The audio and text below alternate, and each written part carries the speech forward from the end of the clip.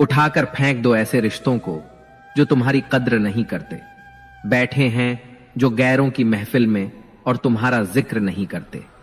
उन्हें छोड़ देना ही उचित है जो आपके होने का मूल्य ना जानते हो। कान्हा कहते हैं, रिश्तों में वही रिश्ता सबसे अच्छा होता है जो किसी गलती के बाद हल्की सी मुस्कुराहट और थोड़ी सी माफी के साथ ही पहले जैसा हो जाता है। जिंदगी में एक रिश्ता ऐसा भी होना चाहिए जिसे हम अपना हर दुख और शिकायत बता सकें। सच्चा प्यार सिर्फ वही लोग कर सकते हैं जो किसी का प्यार पाने के लिए तरस चुके हों। नसीब से मिलते हैं दिल से रिश्ते निभाने वाले, वरना हम सफर पाकर भी ना जाने कितने लोग उदास हैं। श्री कृष्ण कहते हैं कि जो आपसे जलते हैं उनसे घृणा कभी ना करें, क्योंकि यही तो वे लोग हैं जो यह समझते हैं कि आप उनसे बेहतर हैं। मित्रों, जिंदगी में एक ही उसूल रखो कि यारी में गद्दारी नहीं और गद्दारों के साथ यारी नहीं। हमें नजरअंदाज करने वालों से हम नजरें भी नहीं मिलाते। अगर गलत को गलत कहने की क्षमता नहीं है तो आपकी ताकत और हिम्मत दोनों बेकार है। जिंदगी में एटीट्यूड ऐसा बनाओ जो जैसा है उसे उसी भाषा में समझाओ। कौन कहता है कि वक्त बहुत तेज चलता है? कभी किसी का इंतजार करके देखो, पता चल जाएगा कि वक्त कितना धीरे चलता है। आप कितने भी अच्छे इंसान क्यों ना हो, आप किसी ना किसी की कहानी में बुरे जरूर होते हैं। रिश्ते हो या रास्ते, जब तक ठोकर नहीं लगती है तब तक अपनी सही जगह का ज्ञान नहीं हो पाता है। जिंदगी में दूसरों पर निर्भर रहने वाले लोग कभी खुश नहीं रह पाते हैं। इसीलिए इस लायक बनिए कि अपनी जरूरत और इच्छाओं को आप खुद पूरा कर सकें। कान्हा कहते हैं, किसी को अपना इतना भी वक्त मत दो कि वो वक्त आने पर आपकी अहमियत ही भूल जाए। जो तुम्हें समझता हो और वक्त आने पर समझाता भी हो, उससे बेहतर हम सफर और कोई नहीं हो सकता। जो लोग अपनी गलती नहीं मानते वो आपको अपना कैसे मानेंगे? दुख सबके हिस्से में आता है, बस फर्क इतना सा है, कोई दिखा देता है और कोई दिल में छुपा कर रखता है। एक सच यह भी है कि हर कोई खैरियत पूछने वाला आपकी खैरियत नहीं चाहता। इस बेईमानी के दौर में ईमानदार को बेवकूफ कहा जाता है। पैसा ऐसी चीज है कि अगर ये हो तो पराये भी अपने हो जाते हैं, और ना हो तो अपने भी पराये हो जाते हैं। रिश्ता रखना हो तो अच्छाई बयां करते रहो, और खत्म करना हो तो सच्चाई बयां कर दो। कान्हा कहते हैं, सिर्फ धोखा देना ही धोखा नहीं होता, बल्कि किसी के साथ अपनेपन का नाटक करना उससे भी बड़ा धोखा होता है। लोगों की बातों से क्यों परेशान होते हो? जब हालात बदलते हैं तो लोगों के बोल भी बदल जाते हैं। अपनों को गिराने के लिए कई बार अपने ही अपनों के बारे में गलत अफवाह फैला देते हैं। रिश्ते अगर दिल में हो तो तोड़ने से भी नहीं टूटते, और अगर दिमाग में हो तो जोड़ने से भी नहीं जुड़ते। सारा ज्ञान किताबों से नहीं मिलता, कुछ ज्ञान मतलबी लोगों से भी मिलता है। दोष सिर्फ अंधेरे का नहीं होता, कभी कभी ज्यादा रोशनी भी अंधा बना देती है। सच्चा चाहने वाला आपसे प्रत्येक तरह की बातें करेगा, आपसे हर मसले पर बात करेगा, लेकिन धोखा देने वाला सिर्फ आपसे प्यार भरी बातें ही करेगा। सभी का सम्मान करना बहुत अच्छी बात है, पर आत्मसम्मान के साथ जीना खुद की पहचान है। झूठ बोलकर कुछ पाने से अच्छा है सच बोलकर उसे खो दो। मत कर यकीन यहां पल भर की मुलाकात पर। लोग तो यहां सालों पुराने रिश्ते तक भूल जाते हैं। जहां अपनों के सामने ही अपनी सच्चाई साबित करनी पड़े, वहां हम बुरे ही ठीक हैं। जो वक्त पर काम आए वही अपना है। बस खून के रिश्ते होने से ही कोई अपना नहीं होता। इंसान अगर चाहे तो अपने भाग्य को भी बदल सकता है, बस उसके पास वो जज्बा होना चाहिए। आप तब तक अच्छे हैं जब तक सामने वाले को आपकी जरूरत है। जैसे ही आपकी जरूरत खत्म, आपकी अच्छाई भी खत्म हो जाती है। इंसान के जिस्म का सबसे खूबसूरत हिस्सा उसका दिल है, और अगर वही साफ ना हो तो चमकता चेहरा किसी काम का नहीं। जो तुमसे तंग आ जाए उसे छोड़ दो, क्योंकि बोझ बन जाने से याद बन जाना बेहतर है। तकलीफ देने वाले को भले ही भूल जाओ, पर तकलीफ में साथ देने वाले को कभी मत भूलना। यूं ना छोड़ जिंदगी की किताब को खुला, बेवक्त की हवा ना जाने कौन सा पन्ना पलटे। बुरा तो हर कोई है यहां जनाब, क्योंकि ना तुम फरिश्ते हो और ना ही हम। जरूरी नहीं कि इंसान बदला हो, क्या पता वो जीवन की किसी उलझन में फंसा हो। जो मुझसे नफरत करते हैं शौक से करें, मैं हर शख्स को अपनी मोहब्बत के काबिल नहीं समझता। कहां मिलेंगे लोग मन के मुताबिक, कुछ हमें भी ढलना पड़ता है उनके मुताबिक। कोई खाली नहीं है, भरे हुए हैं सभी।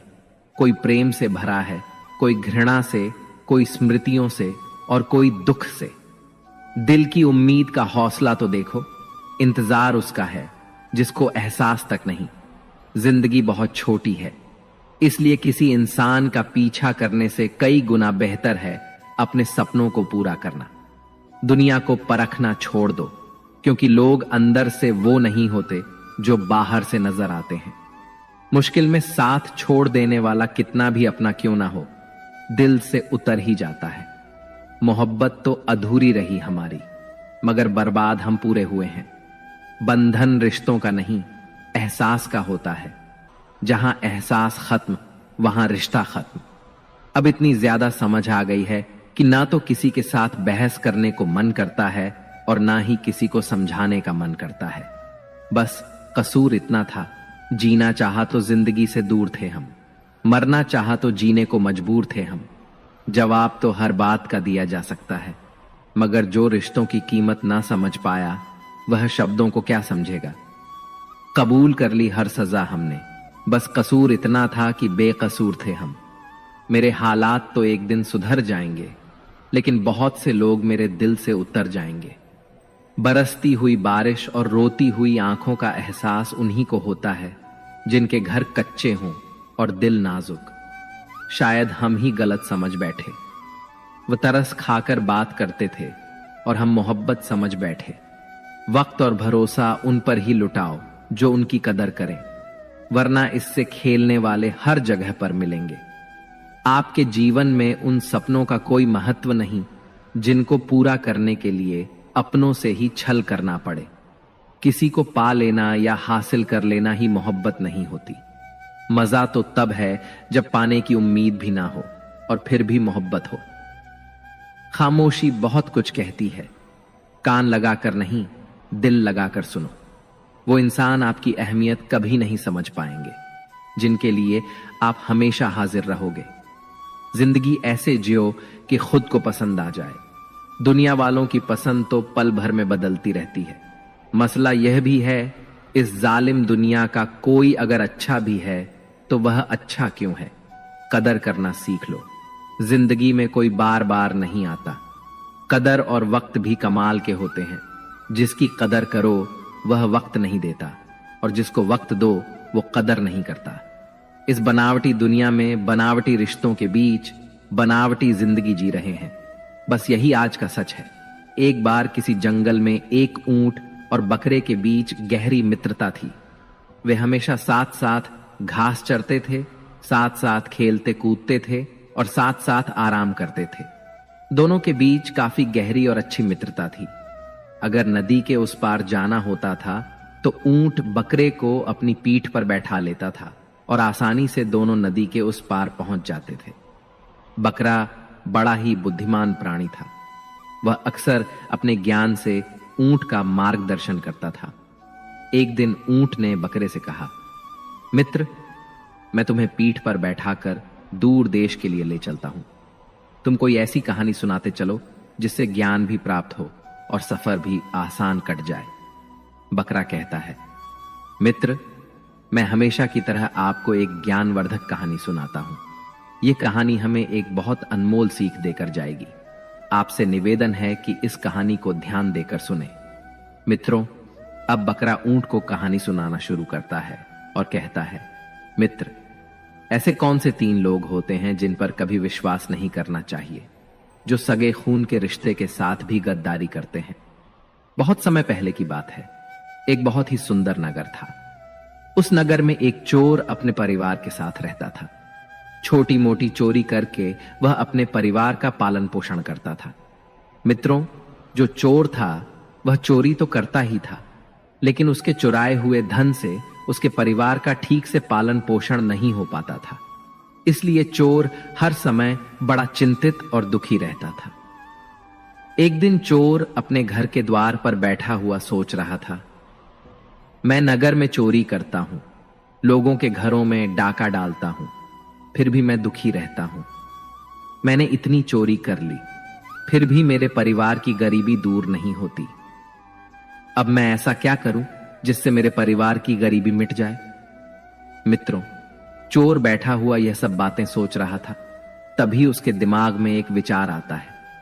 चोर ने विचार किया, पाप तो पाप होता है, चाहे छोटा हो या बड़ा हो, चाहे छोटी चोरी करूं या बड़ी चोरी करूं, रहूंगा तो चोर ही। और यदि मैं चोरी करते हुए पकड़ा गया तो उतनी सजा मुझे छोटी चोरी करने के लिए मिलेगी जितनी सजा मुझे बड़ी चोरी करने की मिलेगी। तो फिर क्यों ना मैं बड़ी चोरी करूं? मित्रों, ये विचार कर उस चोर ने एक योजना बनाई कि आज रात नगर के राजा के यहां खजाना लूटने जाएगा। और यह निश्चय करके वह नगर के राजा के यहां खजाना लूटने की योजना बनाने में जुट गया।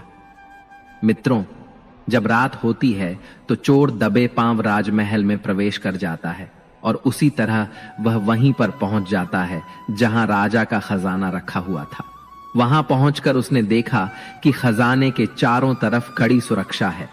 कई सैनिक खजाने का पहरा दे रहे हैं और उनकी आंखों से छुपकर खजाने तक पहुंचना बड़ा ही कठिन काम है। इतनी कड़ी सुरक्षा है। इस सुरक्षा घेरे को तोड़कर खजाने तक पहुंचना कोई आसान काम नहीं था। यदि किसी सैनिक की नजर चोर पर पड़ गई तो तुरंत ही वह उसे मौत के घाट उतार देगा। आज उन सैनिकों को देखकर चोर को सैनिक के रूप में अपना काल नजर आ रहा था। उन्हें देखकर ऐसा प्रतीत हो रहा था जैसे खजाने के चारों तरफ साक्षात यमराज पहरा दे रहे हों। चोर सोचने लगा, अगर मैंने चोरी करने की कोशिश की तो आज मैं जीवित नहीं बचूंगा। मित्रों, यह सोचकर चोर ने चोरी का विचार त्याग दिया और उल्टे पांव ही वापस लौटने लगा। अभी कुछ दूर ही गया था कि उसके मन में दूसरा विचार आया। सोचने लगा, मैं इतनी मेहनत करके इस राजमहल के अंदर तक पहुंचा हूं और खाली हाथ ही अपने घर लौट रहा हूं। खाली हाथ लौटने से तो अच्छा है कि मैं यहां से कुछ ना कुछ तो चुरा ले जाऊं। यदि मैं यहां से खाली हाथ घर वापस लौटा तो मेरा इतनी दूर आना व्यर्थ हो जाएगा। मित्रों, यही सोचकर चोर ने अपने कदम राजा के शयन कक्ष की तरफ बढ़ा दिए। चोर ने अनुमान लगाया कि इस समय राजा तो अपनी रानी के साथ गहरी नींद में सो रहे होंगे। राजा के शयन कक्ष में जाऊंगा और राजा के वस्त्र पहन लूंगा। उन राजसी वस्त्रों को पहनकर राजा की वेशभूषा बनाकर आराम से यहां से धन चुराकर इन महलों से बाहर निकल जाऊंगा। पहरेदार को लगेगा कि मैं राजा हूं, इसलिए वह मेरे रास्ते में नहीं आएंगे और मेरा काम आसान हो जाएगा। मित्रों, ऐसा निश्चय करके चोर राजा के शयन कक्ष के पास पहुंच जाता है और शयन कक्ष के बाहर लगे हुए पर्दे को धीरे से हटाकर अंदर झांकने की कोशिश करता है। जैसे ही उसने पर्दे को हटाकर अंदर झांका तो अंदर का नजारा देखकर वह स्तब्ध रह गया। उसने देखा कि राजा अपने पलंग पर गहरी नींद में सोया हुआ है और उसकी रानी अर्धनग्न अवस्था में पलंग के सिरहाने बैठी हुई है। रानी को जागते हुए देखकर चोर के हाथ पैर फूल जाते हैं और चोर एक तरफ दीवार से सटकर खड़ा हो जाता है। रानी के सो जाने का इंतजार करने लगता है। कुछ समय तक तो चोर उस दीवार से सटकर ऐसे ही खड़ा रहा।